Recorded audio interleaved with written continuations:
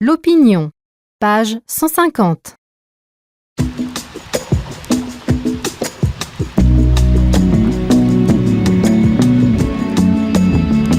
De Cause à effet, le magazine de l'environnement. En cette fin de semaine de la mode, rythmée par les défilés de haute couture et dans le cadre de notre rendez-vous mensuel #Sauver le présent qui réunit, je le rappelle, France Culture, Le Parisien, Combini News et Ouzbek Erika, c'est l'univers de la mode que nous avons choisi de scruter. Un monde dont le bilan écologique est sans appel. En effet, la mode est responsable de 10% des émissions de CO2 dans le monde, de 20% des rejets d'eau usés et de 22,5% de l'utilisation de pesticides. Un impact social et environnemental non négligeable. Et selon les projections d'analystes, la génération des millennials n'entend pas cautionner cette dégradation de la planète.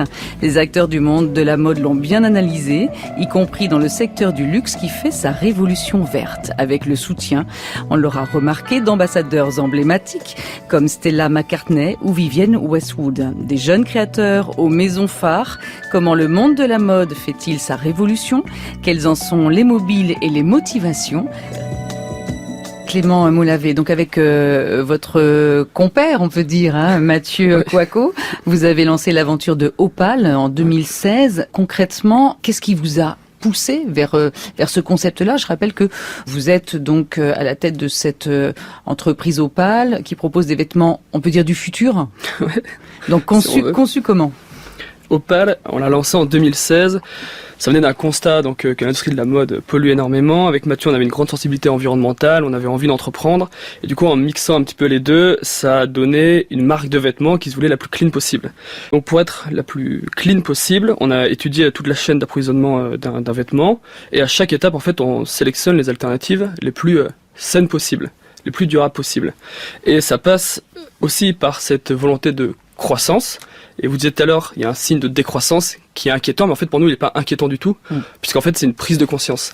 Et quand avec Opal on s'approche du moment final, donc l'achat du consommateur, en fait on essaye, notre obsession c'est de répondre à un besoin. Donc on préfère ne pas produire un vêtement qui ne servira à rien, qui finira au fond d'un placard, qui aura été produit pour rien. On préfère du coup travailler avec nos clients pour s'assurer que eux ont un réel besoin, et nous, de notre côté, notre métier, c'est de répondre à ce besoin-là. Donc oui, on fait des vêtements recyclés, oui, on fabrique en France, mais notre grosse différence, c'est qu'on va pas produire des vêtements et on va tout faire pour les vendre, c'est on va demander aux clients ce dont ils ont besoin, puis on va produire les vêtements. Donc on fonctionne beaucoup en précommande, en co-création avec les clients, etc. En précisant donc que ces vêtements sont fabriqués à partir de chutes de coton bio, de bouteilles en plastique, et on peut préciser aussi, puisqu'on a donné des chiffres en début d'émission, un pull classique en coton, sans être donc éco-responsable, nécessite, vous me dites si je me trompe, 2700 litres d'eau. Ça, c'est pour un t-shirt. 320 grammes d'engrais chimiques et 14 grammes de pesticides, c'est ce que j'ai relevé dans des études. Ouais. Et un t-shirt du futur, ce serait seulement 50 litres d'eau, c'est ça? En fait, oui. Donc une Majdoulin Sbahi, une évolution, on peut dire, y compris dans ces pays-là. En écoutant Clément Moulavé, Damien Pelé, on peut se dire, est-ce que changer la mode, finalement, c'est une ambition qui est de plus en plus partagée ou on est encore à la marge? C'est difficile de mesurer parce que le vrai indicateur qui serait, je dirais, le plus intéressant, c'est de savoir précisément le volume de l'offre en prêt-à-porter, en habillement, qui peut être considéré comme éco-responsable. Et comme il n'existe pas un label unique ou une nomenclature unique pour dire ce qui est responsable et ce qui ne l'est pas, c'est un peu compliqué. On estime, l'Institut français de l'an dernier estimait que ça représentait à peu près 8% de l'offre. Donc on reste quand même un peu, si vraiment on regarde le volume du marché, un peu à la marge. Maintenant, ce qui est important dans ce qui a été dit, c'est que la première chose, il y a un souci de mesurer.